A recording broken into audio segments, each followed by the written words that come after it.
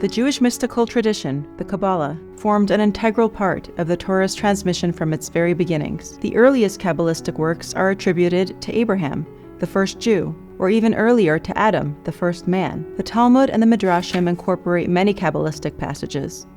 These teachings, however, were the exclusive province of a small number of sages who engaged in the study of this esoteric wisdom, and even fewer who dared to disseminate it. The prophet Ezekiel's vision of the divine chariot, Merkava, recorded in the book of Ezekiel, is the biblical source for many Kabbalistic principles and ideas. A number of early Kabbalistic texts were composed in Mishnaic times, in the 1st and 2nd century of the Common Era. These texts, however, are extremely terse and mysterious, their meaning decipherable only to those who were privy to the oral tradition that accompanied them.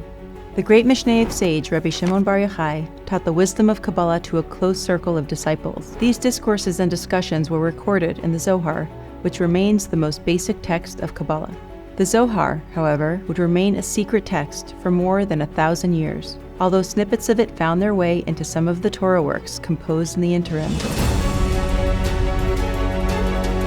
The first fissures in the veil of secrecy surrounding Kabbalah began to appear in the 12th century in Spain, France, Italy, and Germany, where small groups of Kabbalists and their disciples were expounding and transcribing their teachings. It was during this period that the Zohar was first published, making its hitherto hidden teachings available to those who were admitted into the secretive Kabbalistic circles. The Hasidim of Ashkenaz was a school of Jewish mystics who were active in the German Rhineland in the 12th and 13th centuries. Its leaders, Rabbi Yehuda HaChassid and Rabbi Elazar Rokeach of Worms. One of the preeminent sages of Spanish Jewry, Nachmanides, authored important works in all areas of Torah, biblical commentary, Talmudic analysis, Torah law, philosophy, and ethics. Nachmanides was also a master Kabbalist who incorporated many Kabbalistic ideas into his commentary on the Torah. Rabbi Abraham Abulafia and his disciples, active in 13th century Italy, emphasized the practice of meditative Kabbalah and the attainment of mystical union with God.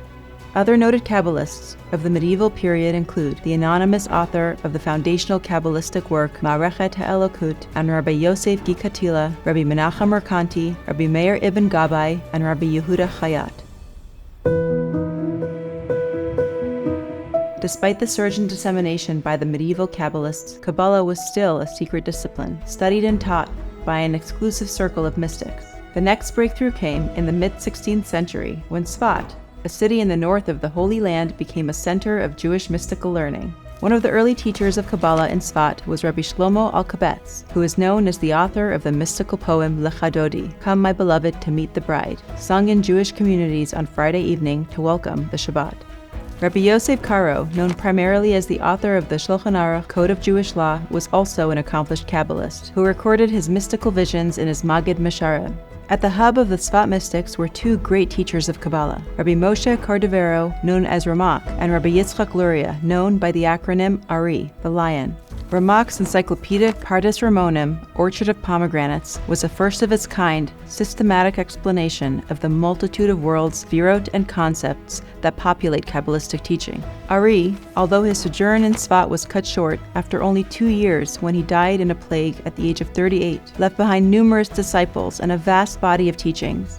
Indeed, almost all subsequent Jewish mystical learning is predicated on the Ari's teaching. Ari revolutionized the realm of Jewish mystical learning by proclaiming that the restrictions on disseminating Kabbalistic teachings applied only in earlier generations, and that in these times it is permitted and obligatory to reveal this wisdom. As a result, a number of Ari's disciples labored to record and publicize his teachings and to seed centers of Kabbalistic learning throughout the Jewish world.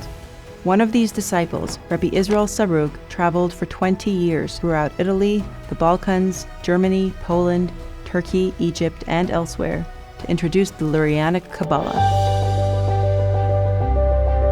From Tzfat, the teachings of Kabbalah spread across the Jewish world. In the following generations, additional masters and schools of Kabbalistic learning developed in various Jewish communities. Maharal was a mystic and philosopher who expressed Kabbalistic ideas in philosophical terms. His teachings influenced many subsequent schools of Jewish thought. Maharal's Kabbalah appears to derive from earlier sources, as the Tzfatian Kabbalah had not yet reached Eastern Europe in his day.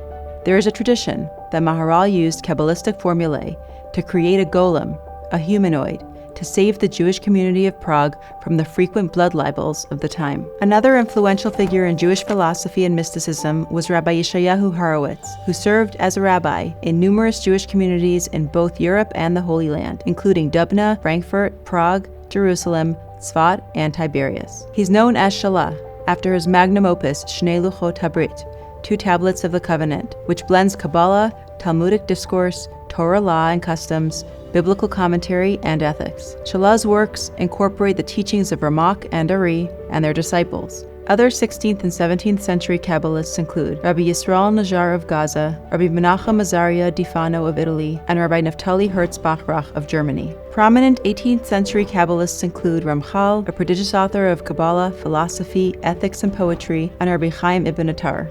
The Gra school of Kabbalah encompasses the Kabbalistic teachings of Rabbi Eliyahu, the Gaon of Vilna, and his disciples. In Jerusalem, the Bet El School of Kabbalah was a center of mystical learning for 250 years. Its leaders included Rabbi Shalom Sharabi of Yemen and Rabbi Chaim Yosef David Azulai, the Chidah.